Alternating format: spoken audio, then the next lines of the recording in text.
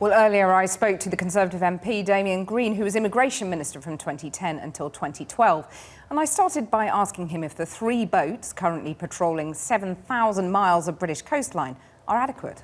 Actually, the key thing that stops this kind of thing happening is intelligence cooperation, particularly with the French, because that's where most of the potential boats would come from. That's actually what's important, not the number of boats you actually have out in the channel. But is there a risk about the decline in the number of resources that are available? I mean, it's a limit to what staff can do if staff have been cut. And I mean, I think I'm right in saying since 2010, the Border Force budget has been cut by £50 million. Does that concern you?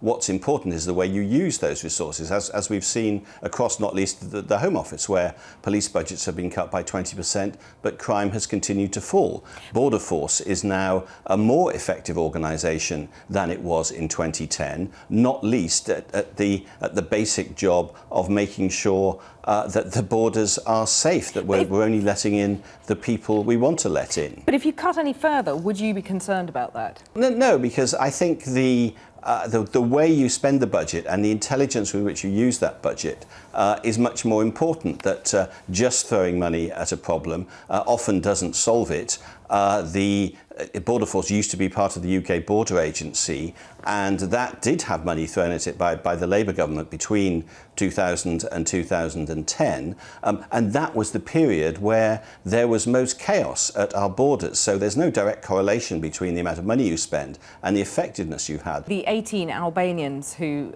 got into difficulties were rescued, but are you concerned that, given the nature of the channel and the shipping lane it is, that lives may be at risk?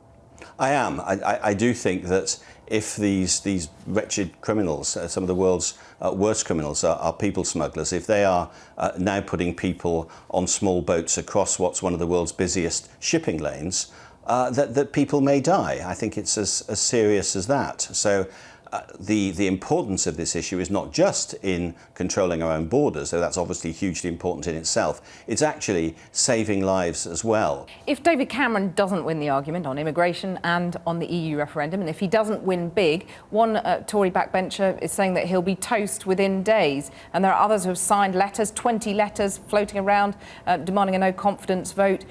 Are you worried for his future?